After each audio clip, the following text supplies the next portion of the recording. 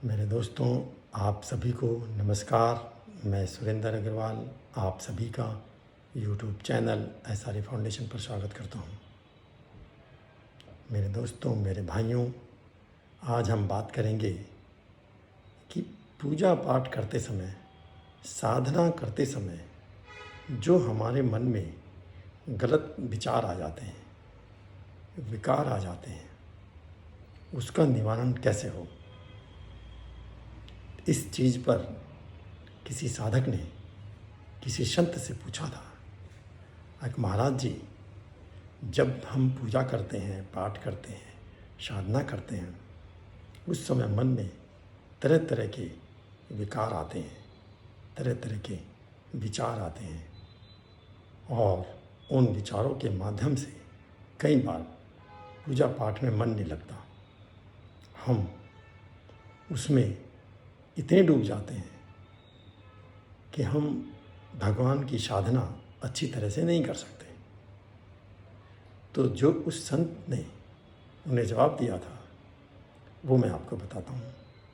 मेरे भाइयों, उन्होंने कहा था, पूजा करते समय, साधना करते समय अगर आपके मन में गलत विचार आते हैं, तरह तरह के दोष आते हैं, तो उनको आप महत्व मत दो, उनको अपना मत समझो।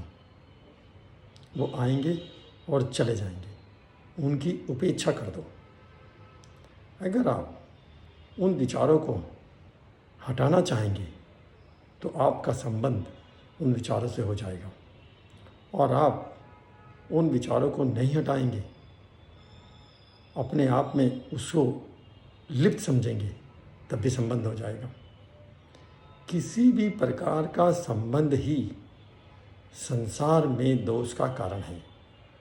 आप जब देखेंगे, अब वो विचार आए, आपने उनकी तरफ ध्यान नहीं दिया, आप उन विचारों से उदासीन हो गए, तो वो कहीं के नहीं रहेंगे, वो अपने आप चले जाएंगे। और जैसे जैसे आप साधना में ऊपर चलते चले जाएंगे, उन विचारों का आना कम हो जाएगा। विचारों का आना हमारी साधना में कमजोरी का कारण है। विचारों को महत्व ना दें, धीरे धीरे धीरे धीरे अपने काम पे महत्व दें, अपनी साधना पे महत्व दें। महत्व देने से उनका एक शारीरिक रूप से, मानसिक रूप से आपसे संबंध हो जाएगा।